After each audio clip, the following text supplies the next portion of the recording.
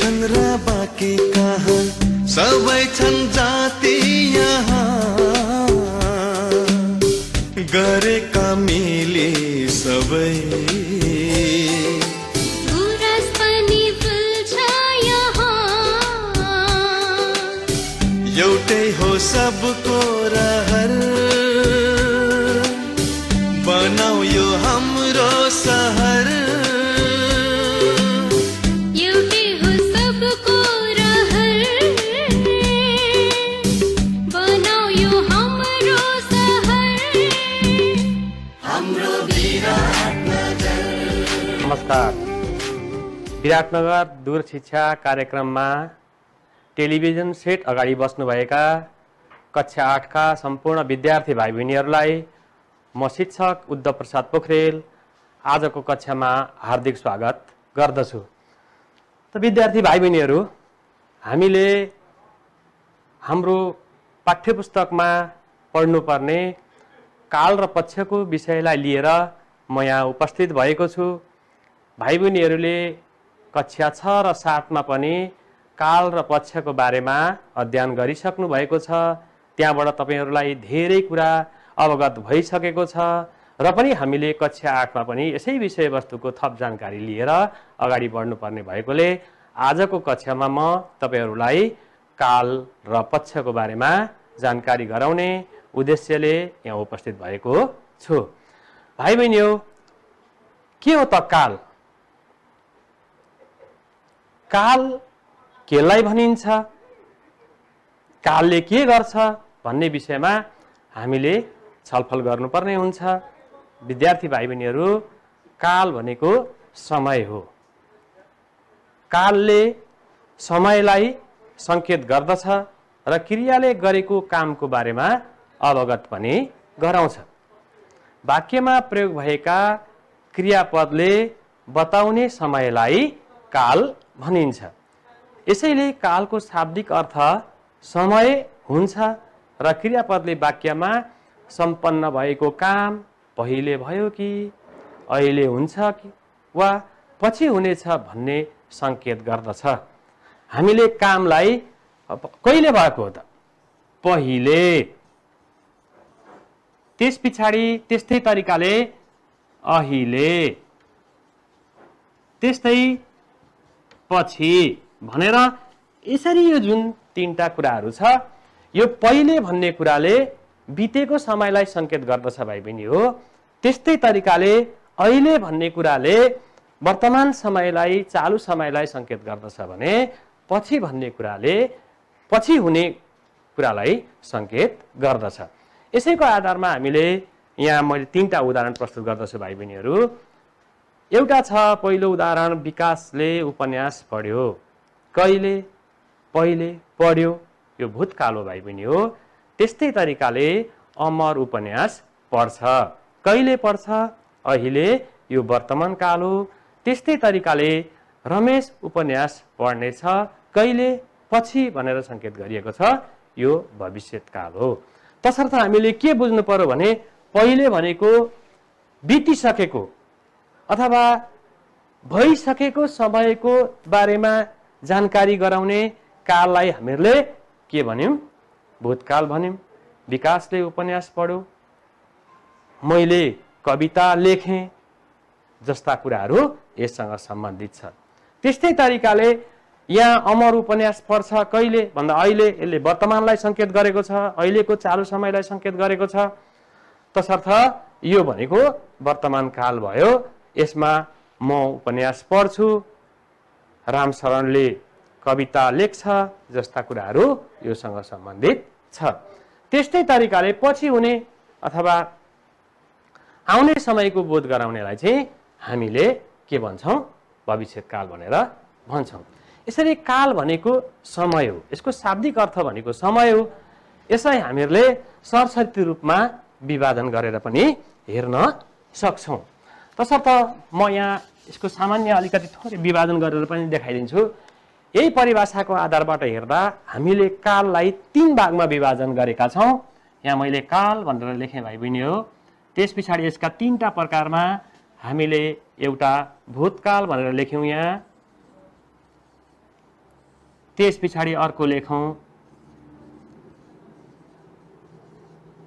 वर्तमान काल, त्यस पछाडि हामीले तेस्रो लेख्यौं भविष्यत काल। यसरी कालका जम्मा जम्मी तीनवटा प्रकार हुन्छन्। ती तीनटा प्रकारलाई मैले यहाँ भाइ बहिनीहरुसँग बोर्डमा लेखिदिसकेको छु। र यी तीनटा प्रकारहरुमा भूतकाल, वर्तमान काल र भविष्यत काल भनेर तीनटा प्रकारहरु लेखिएको छ। यिनै कुराहरुलाई म भाइ बहिनीहरुलाई स्लाइडमा पनि देखाउने प्रयास गर्दै छु।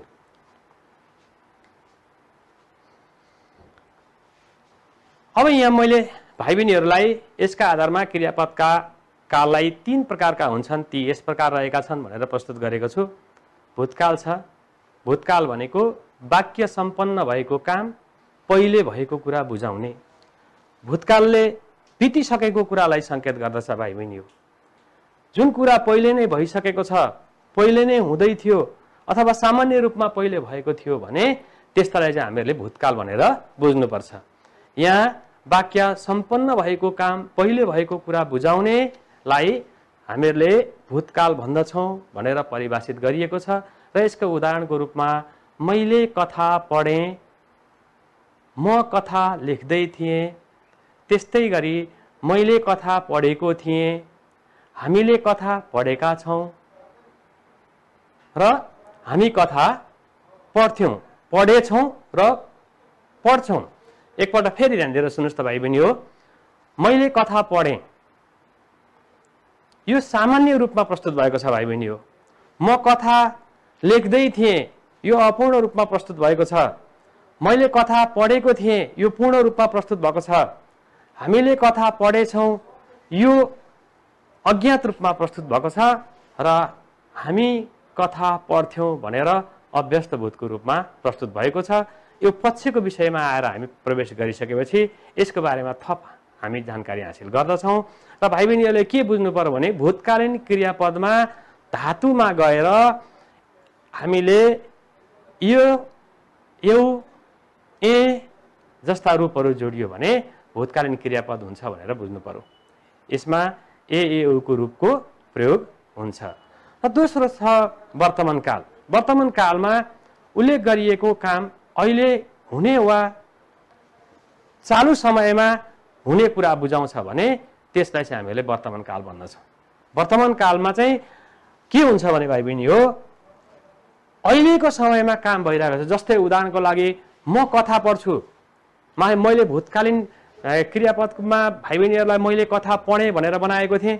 यसमा म कथा पढ्छु भनेर वाक्य बनाइएको छ। यहाँ धातुको पछाडि छ, छु, छन्छौको रूपको प्रयोग भएको छ।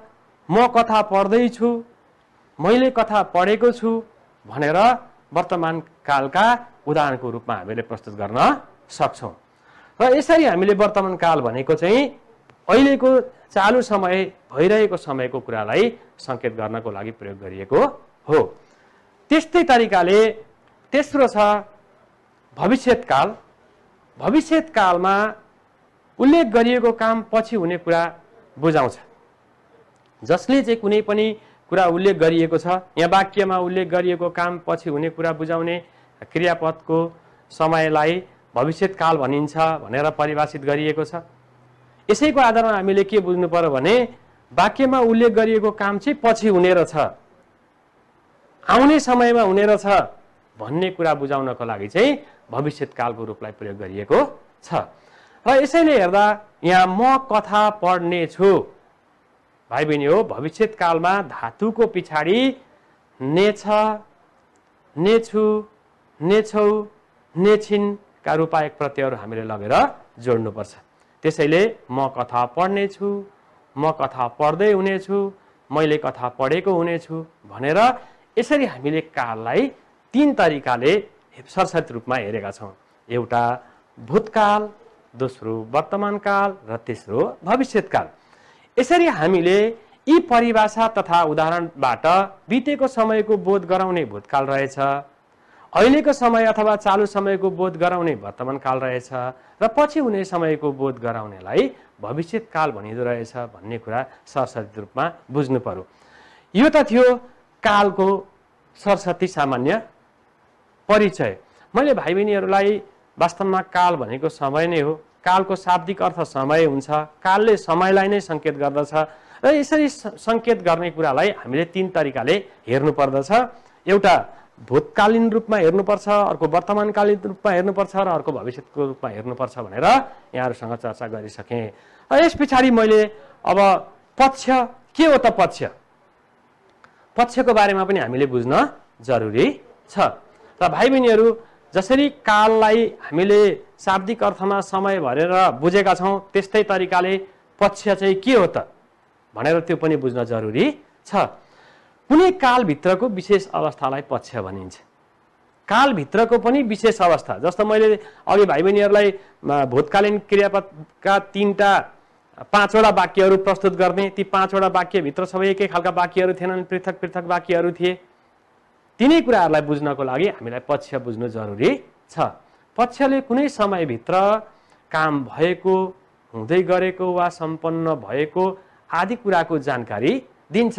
भनेको पक्षले कुनै समयभित्र कुनै काम हुँदै गरेको छ, कुनै काम भएको छ अथवा कुनै काम हुनेछ भन्ने कुराको जानकारी गराउँछ भने त्यसलाई चाहिँ हामीले पक्ष भनेर बुझ्न जरुरी छ। जस्तै उदाहरणको लागि म अहिले वर्तमान समयमा मकालु टेलिभिजनबाट कक्षा 8 का विद्यार्थी भाइ बहिनीहरूलाई पढाउँदैछु। यो अपूर्ण वर्तमान कालसँग सम्बन्धित हुन्छ भाइ बहिनी। म पढाउँदैछु, मैले पढाइसकेको छैन, मेरो कार्य सम्पन्न भइसकेको छैन भन्ने कुरालाई यसले सङ्केत गर्दछ। तसर्थ अब यसको आधारमा हेर्दा एउटै कालभित्र पनि विभिन्न पक्षहरू रहेका हुन्छन्। कालभित्र पनि विभिन्न पक्षहरू हुन्छन्। ती पक्षहरूलाई हामीले सरस्वती रूपमा याद गर्नुपर्छ।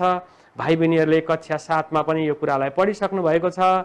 म भूतकालका पक्षहरूको बारेमा भाइ बहिनीहरूलाई जानकारी गराउँदछु। भूतकालका पक्षलाई हामीले 5 भागमा विभाजन गरेका छौँ भाइ बहिनी हो। 5वटा रूप छन् भूतकालका।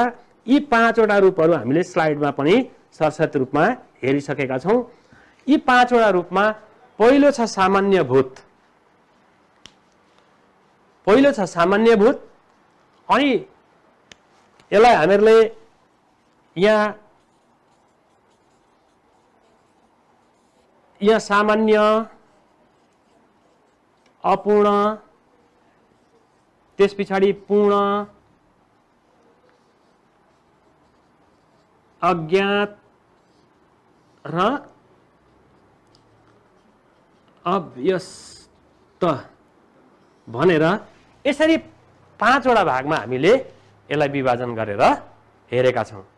त्यसैले सामान्य भूतकालले के कुरालाई सङ्केत गर्छ, सामान्य भूतकाल कसरी हुन्छ, त्यस्तै तरिकाले अपूर्ण भूतकाल कसरी बन्दछ, त्यस्तै पूर्ण भूतकाल कसरी बन्दछ, अज्ञात भूतकाल कसरी बन्दछ र अव्यस्त भूतकाल कसरी बन्दछ भन्ने कुरा हामीले बुझ्न जरुरी छ। यसरी भूतकालका जम्मा 5वटा पक्षहरू हुन्छन्। यी 5वटा पक्षहरू हामीले पढ्नुपर्ने हुन्छ भाइ बहिनी हो। त्यस पछाडि दोस्रो छ वर्तमान काल। वर्तमान कालमा पनि 3वटा पक्षहरू रहेका छन्। वर्तमान कालका 3टा पक्षहरूमा मैले यहाँ भाइ बहिनीहरूलाई लेखेरै देखाइदिन्छु।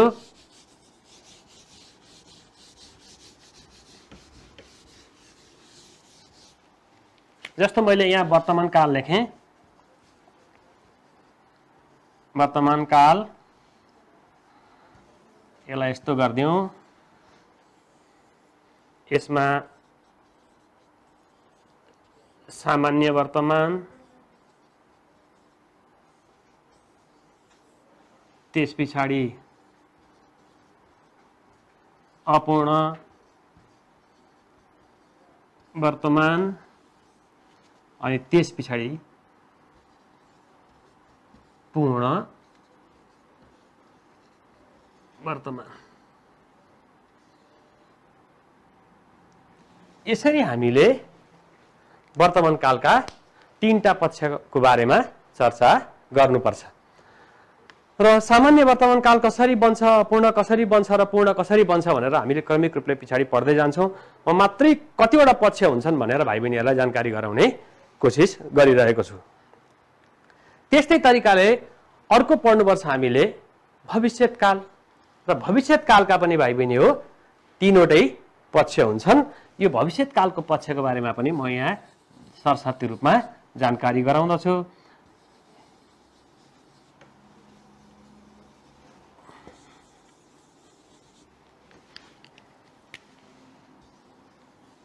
अपूर्ण, पूर्ण भविष्यत,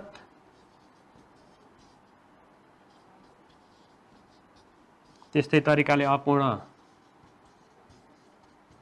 भविष्यत, त्यस्तै तरिकाले सामान्य भविष्यत, यहाँ चाहिँ भविष्यत काल भनेर यसरी पनि हामीले विभाजन गर्न सक्छौं। र सरसर्ती रूपमा हामीले यसरी काल र पक्षलाई विभाजन गर्दा के गर्यौं त भन्दा सरसर्ती रूपमा भूतकालका 5 वटा पक्ष, वर्तमानकालका 3टा पक्ष र भविष्यकालका 3टा पक्ष गरेर जम्मा 11 वटा पक्ष पढ्यौं भाइ बहिनी हो। हामीले सबै कालका पक्षहरू जम्मा 11 वटा हुँदा रहेछन्। ती 11 वटामा भूतकालका 5 वटा, वर्तमानकालका 3 वटा र भविष्यकालका 3 वटा गरेर जम्मा कतिवटा हुँदा रहेछन्? 11 वटा। अब यसको हामीले उदाहरण पनि एकपल्ट सरसर्ती रूपमा हेरौं त भाइ बहिनी हो।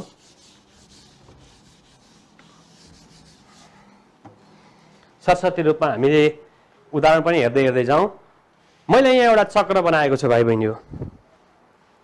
सामान्य भूतकालमा मैले भाइ बहिनीहरूलाई बितेको समयमा सामान्य रूपमा काम सम्पन्न भएको थियो भन्ने कुरा संकेत गर्नको लागि हामीले सामान्य भूतकाललाई प्रयोग गर्छौं।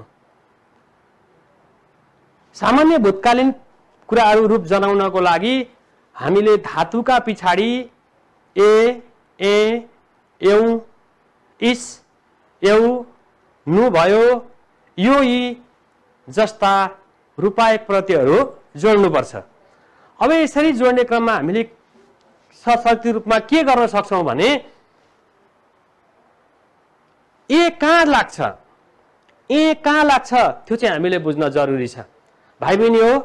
ए ममा प्रयोग गर्ने, एउ हामीमा प्रयोग गर्ने, इस आधारहीन तमा प्रयोग गर्ने, एउ तिमीमा प्रयोग गर्ने, नु भयो तपाईमा प्रयोग गर्ने, यो ई उ अथवा नाममा प्रयोग गर्ने र ए भनेको उनीहरुमा प्रयोग गर्ने। यसरी प्रयोग गर्दा सामान्य भूतकालमा धातुको पिछाडी ए एउ इस एउ नु भयो यो ई जस्ता रूपायक प्रत्ययहरू जोडियो भने सामान्य भूतकाल हुँदो रहेछ भन्ने कुरा हामीले सरसर्ती रूपमा बुझ्नुपर्छ। अब यसको सरसर्ती रूपमा उदाहरण पनि हेरौं त भाइ बहिनी हो। अझै हामी प्रश्न हुन्छौं। हामीलाई परीक्षामा क्वेशन सोध्दा पुस्तकमा दिएका धातु र संकेतका आधारमा वाक्य पूरा गर्नुहोस् भनेर प्रश्न सोध्छ। त्यो बेलामा हामीले बुझ्नुपर्ने हुन्छ। म अहिले भाइ बहिनीहरुलाई यो पिछाडी अहिले गृह कार्यको रूपमा आउँदाखेरि त्यो कुरासँग जोडिने नै छु। अब यसको एकपल्ट सामान्य भूतकालका उदाहरणहरू हेरौं। यहाँ मैले भाइ बहिनीहरु समक्ष केही उदाहरणहरू प्रस्तुत गर्दै छु। मैले गृह कार्य गरेँ। अघि मैले ए मा म जोडिन्छ भनेको थिएँ भाइ बहिनी हो। त्यस्तै तरिकाले हामीले गृह कार्य गर्यौं। पहिलो वाक्यमा हेर्नुस् त गर धातुमा ए प्रत्यय जोडिएको छ भाइ बहिनी हो। गर धातुमा ए प्रत्यय जोडेर गरे भएको छ। दोस्रोमा हामीले गृह कार्य गर्यौंमा गर धातुमा यौ जोडिएको छ। म कर्ता एक वचनको भएकोले हामीले क्रियापद एक वचनको राख्यौं भाइ बहिनी हो। दोस्रो वाक्यमा क्रियापद बहुवचनमा कर्ता बहुवचनमा भएकोले हामीले क्रियापद पनि बहुवचनकै छान्नुपर्ने भएको हुनाले त्यसरी गर्यौं। त्यस्तै तरिकाले त विराटनगर पुगिस पुग धातुमा इस जोडिएको छ। तिमीले कथा पढ्यौ पर धातुमा यौ जोडिएको छ। उसले फूल टिप्यो टिप धातुमा यो जोडिएको छ। रुबी कटरी गई जा धातुमा ई जोडिएको छ। उनीहरूले भकुण्डो खेले खेल धातुमा खेल्नुको खेले भएको छ भाइ बहिनी हो। त्यस्तै तरिकाले भान्जीले सब्जी केलाइन् आमा भान्सामा जानुभयो भनेर यसरी उदाहरण हामीले प्रस्तुत गरेका छौं। यिनैलाई हामीले अपूर्ण पनि बनाउन सक्छौं। धातुका पिछाडी मैले अघि जुन भाइ बहिनीहरूलाई यहाँ प्रस्तुत गरेको छु यसकै आधारबाट हामीले मैले गृह कार्य गरे भन्ने वाक्यलाई मैले गृह कार्य गर्दै थिएँ, हामीले गृह कार्य गर्दै थियौं भनेको अपूर्ण बनाउँदा धातुको पछाडि तो दो तै दै प्लस थियो थिए थियोको रूपलाई लगेर हामीहरूले जोड्नुपर्छ। त्यस्तै तरिकाले पूर्ण बनाउनको लागि पनि हामीहरूले भाइ बहिनी हो के गर्नुपर्छ, पूर्ण बनाउनको लागि पनि धातुको पछाडि एको एका एकी प्लस थियो थिए थियौं थिइन् जस्ता रूपहरूलाई लगेर जोड्नु पर्दछ। जस्तै उदाहरणको लागि मैले गृह कार्य गरेको थिएँ, हामीले गृह कार्य गरेका थियौं भनेर तिमीले कथा पढेका थियौ भनेर यसरी पनि बनाउन सक्छौं। तिनै कुराहरूलाई आधार मानेर हामीले यसरी पूर्ण पक्षको बारेमा पनि अगाडि बढ्न सक्छौं। अर्को छ अज्ञात पक्ष भाइ बहिनी हो। अज्ञातमा धातुको पछाडि सिधै ए छ इ छ ए छौ इ छौ इ छन् जस्ता रूपहरूलाई लगेर जोड्नुपर्छ। मैले गृह कार्य गरेछु गर धातुमा ए छु लगेर जोडेर यसलाई अज्ञात बनाउन सकिन्छ।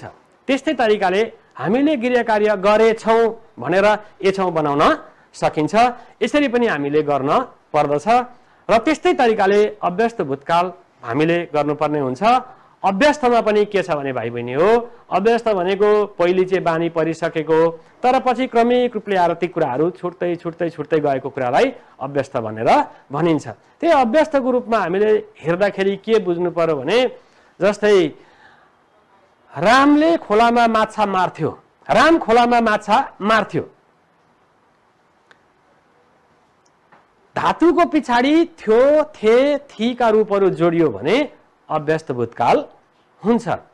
जस्तै राम खोलामा माछा मार्थ्यो, म कविता पढ्थेँ, हरि मासु खान्थ्यो जस्ता वाक्यहरूमा चाहिँ हामीले अभ्यस्त पहिले त्यस्तो हुन्थ्यो तर उसले अहिले आएर त्यो कुराहरू छुटिसकेको छ उसले त्यसो गर्दैन भन्ने कुरालाई संकेत गर्नको लागि गरिएको हुन्छ। यसरी हामीले आज भाइ बहिनी हो काल र पक्षको सामान्य परिचय र त्यस पछाडि आएर भूतकालीन क्रियापदमा प्रयोग हुने 5 वटा जुन पक्षहरू थिए त्यसको बारेमा सरसर्ती उदाहरणगत रूपमा प्रस्तुत गर्यौं। अब यस्तै तरिकाले मैले भाइ बहिनीहरूसँग अरू कुराहरू पनि गर्ने प्रयत्न चाहिँ गरेको थिएँ तर समय अभावको कारणले गर्दाखेरि मैले यी सबै कुराहरूलाई चाहिँ प्रस्तुत गर्न सकिनँ।